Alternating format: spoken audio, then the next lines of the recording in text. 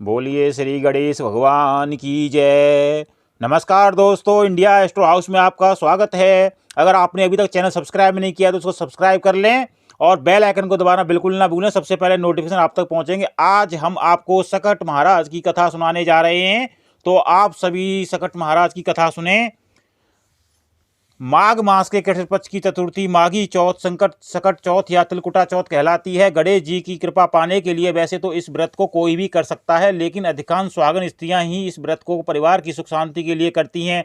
नारद पुराण के अनुसार इस दिन भगवान गजानन की आराधना से सुख सौभाग्य में वृद्धि तथा घर परिवार में आ रही विघ्न बाधाओं से मुक्ति मिलती है, वह रुके हुए मांगलिक कार्य संपन्न होते हैं। बता दें कि इस चतुर्थी में चंद्रमा के दर्शन करने से श्री गणेश जी की दर्शन का पुण्य फल मिलता है। आज हम आपको इस दिन से जुड़ी कथा से रूबरू कराने जा रहे हैं, तो कथा शुरू करते हैं। सतयुग में महाराज हरिश्चंद्र एक प्रतापी राजा थे। उनके राज्य में कोई अपाहिज, दरिद्र या दुखी नहीं था। सभी लोग आदि व्याधि से रहित व दीर्घायु थे। उन्हीं के राज्य में एक ऋषि शर्मा नाम तपस्वी ब्राह्मण रहते थे। एक पुत्र प्राप्ति के बाद वे स्वर्गवासी हो गए। पुत्र का भरण पोषण उनकी पत्नी करने लगी। वह विधवा ब्राह्मणी भिक्षा के द्वारा पुत्र का पालन पोषण करती थी। उसी नगर में एक कुम्हार रहता था। एक बार उसने बर्तन बनाकर आवा लगाया, पर आवा पका ही नहीं। बार बार बर्तन कच्चे रह गए। अपना नुकसान होते देख उसने एक तांत्रिक से पूछा, तो उसने कहा कि किसी की बलि देने से ही तुम्हारा काम बनेगा।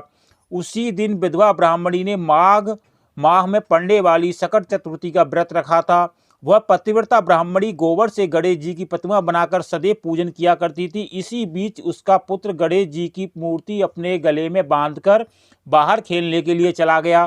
तभी वह कुम्हार उस ब्राह्मणी के 5 वर्षीय बालक को पकड़कर अपने आवा में छोड़कर मिट्टी के बर्तनों को पकाने के लिए उसमें आग लगा दी। इधर उसकी माता अपने बच्चों को ढूंढने लगी।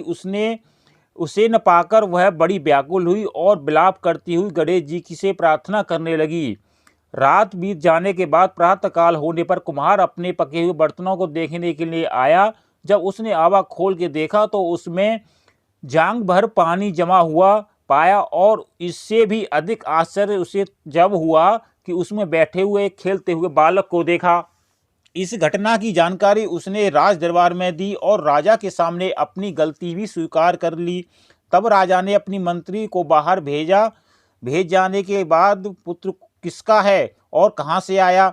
जब विधवा ब्राह्मणी को इस बात का पता चला तो वे वहां तुरंत पहुंच गई। राजा ने वृद्धा से इस चमत्कार का रहस्य पूछा तो उसने सकट चौथ व्रत के विषय में बताया। तब राजा ने सकट चौथ की महिमा को मानते हुए पूरे नगर में गणेश पूजा करने का आदेश दिया।